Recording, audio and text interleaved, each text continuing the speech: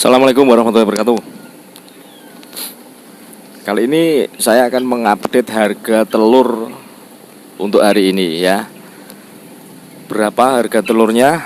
Simak videonya. Yang belum BPJS silahkan BPJS dulu. Bayarnya pakai jempol dan subscribe.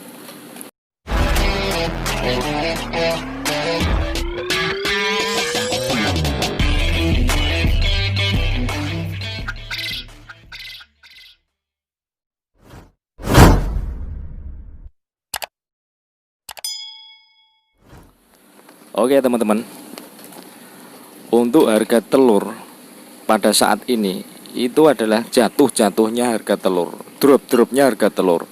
Pada saat ini harga telur itu naik, tapi harga telur turun, drop, tapi harga pakannya naik. Wes, ini adalah ujian pada kita sebagai peternak puyuh. Pasti dihadapi dengan situasi yang seperti ini, wes. Intinya gelem badhe ya kudu gelem rugi lah. Tapi kalau puyuh kita produksinya bagus, normal, walaupun harga pakan naik, harga telur drop, kita tidak akan rugi. Saya sudah mengalaminya berkali-kali. Di saat harga telur itu drop dan harga pakan naik, itu kita masih dapat untung walaupun pakai pakan murni, yaitu dengan catatan puyuh kita bisa bertelur 90%. Nah, untuk mencapai telur yang 90% itu banyak sekali faktor. Faktor yang utama adalah faktor dari bibitnya. Nah, kalau untuk bibit yang kualitasnya jelek, pasti kita tidak bisa mencapai titik di mana telur itu berproduksi 90%.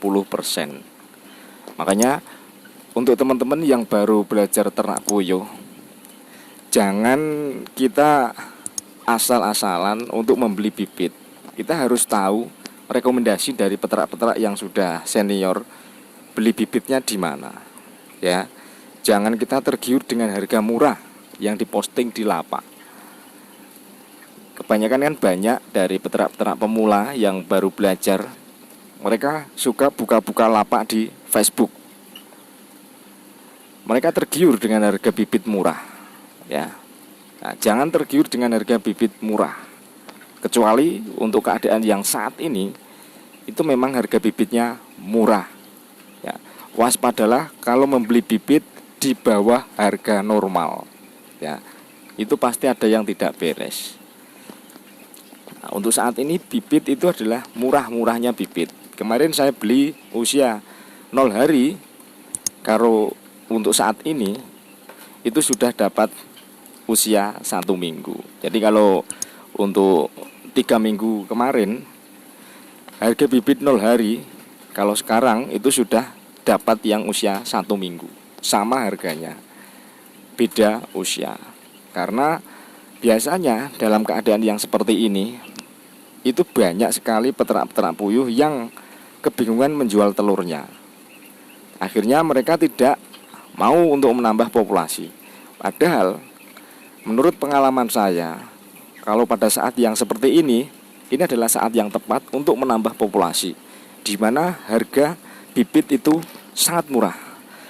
Kalau nanti ini bibit murah, telur drop, nanti kalau kita nambah populasi atau baru belajar peternak puyuh, kemungkinan besar nanti kalau puyuh kita sudah waktunya bertelur, telur itu akan merangkak naik harganya.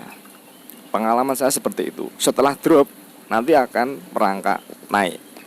Ya, memang sudah seperti itu. Makanya untuk peternak puyuh yang baru belajar harus siap-siap modal yang double, dimana kalau kita tidak bisa buang telurnya, kita masih ada uang untuk membeli pakan. Bagaimana caranya kita siasati agar telur itu bisa keluar dari kandang, entah itu dengan harga yang murah, ya minimal kalau dihitung bisa mengembalikan harga pakan. Untuk sementara peternak puyuh tiarap dulu ya, karena kita dihadapkan dengan harga telur yang drop harganya, sangat murah. Di tempat saya itu yang biasanya satu dus isi 750 butir itu bisa mencapai 225 per dus, sekarang hanya 180. Ada yang di bawah 180 juga. Tapi kalau kita hitung, itu kita tidak rugi. Dengan catatan produksinya harus di atas 90%. Ya minimal 90% lah, kita sudah untung. Kalau masih 80%, kita kembali modal. Nah, lebih baik kembali modal daripada kita rugi. Inilah suka dukanya beternak puyuh. Tapi kalau kita tidak berani menghadapi risiko yang seperti ini, pasti untuk peternak-peternak yang baru belajar lagi seneng-senengnya ngingu puyuh, begitu bertelur, pas kemarin beli bibit mahal, terus saat ini puyuhnya sudah belajar bertelur, malah harga telurnya drop, harga pakan naik. Pasti yang dia lakukan adalah afkir dini. Nah, untuk cuaca yang seperti ini juga banyak sekali dari peternak-peternak puyuh yang puyuhnya itu terkena aratan, ya. Banyak sekali di tempat saya. Banyak sekali puyuh-puyuh yang terkena aratan. Akhirnya afkir dini sebelum mereka menikmati hasilnya. Nah, itulah cobaan bagi peternak puyuh ya teman-teman. Nah, makanya kita sebelum beternak puyuh harus kita pikirkan matang-matang. Terutama kita harus kuat di modal. Modal kita harus kuat. Ya, jangan memaksakan beternak puyuh di luar kemampuan kita. Nah, saat ini harga telur puyuh drop, hancur untuk harga telur puyuhnya. Harga pakan naik, kemudian harga bekatul pun saat ini sangat mahal. Nah, apakah yang kita lakukan harus mengafkir puyuh-puyuh kita? Jangan.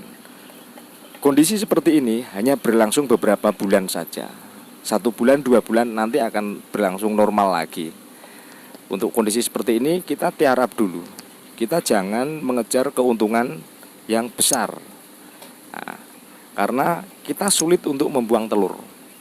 Ya. Alhamdulillah telur saya walaupun diberi dengan harga murah, ya 180, tapi tetap ada untungnya. Bekatul harganya di sini 4.500, tapi tetap saya campur. Karena kalau tidak saya campur, itu nanti kotorannya basah. Ya. Kalau saya pakai pakan murni, saya tidak betah dengan baunya. Makanya saya tetap campur. Ya. Kemudian saya pakai tepung ikan juga, masih pakai. Banyak dari teman-teman yang memakai tepung ikan itu telurnya drop. Nah, semua itu tergantung dari kondisi kandang, kualitas pakan pabrik, dan kualitas bekatulnya. Oke teman-teman ya, semangat untuk teman-teman yang masih beternak puyuh. Ini adalah ujian bagi kita. Jangan patah semangat. Kita nikmati saja keadaan yang seperti ini. Yakinlah badai pasti berlalu. Oke. Dalam beternak puyuh adalah yang kuatlah yang akan bertahan. Ingat prinsip itu, yang kuatlah yang akan bertahan. Yang lemah pasti akan gulung tikar. Oke. Semoga bermanfaat ya teman-teman. Assalamualaikum warahmatullahi wabarakatuh.